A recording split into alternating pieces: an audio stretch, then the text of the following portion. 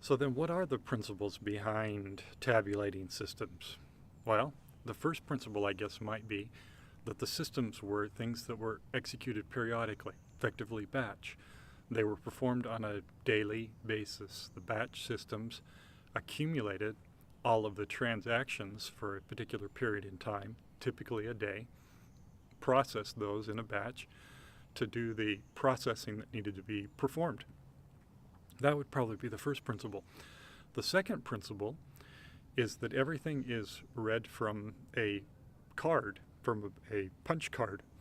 All transactions are recorded on punch cards, and all of the outputs are also recorded on punch cards. You can think of that as a business event kind of system.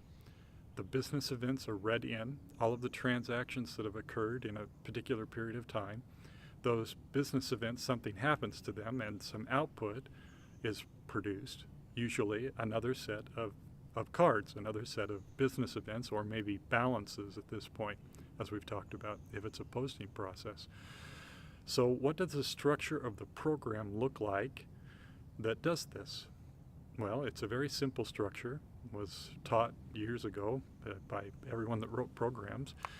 It starts with a paragraph that begins initiate processing. Initialize or initiate processing was about getting ready to do things when you start up the program.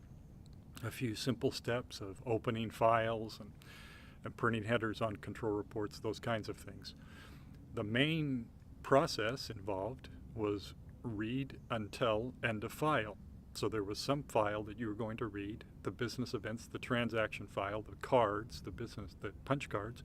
You're going to read all of those transactions, and you're going to do something with each one of them until you get to the end of the file. So that's where the main line processing was perform until end of file. Then there's another section that was terminate processing. After you had read all the records, you would do something at the end that would accumulate the totals, print them out on the control report, something of that sort, clean up, close files. Those three small paragraphs, initialize processing, perform until end of file or main line, and then terminate processing, are the basic structure of every tabulating system.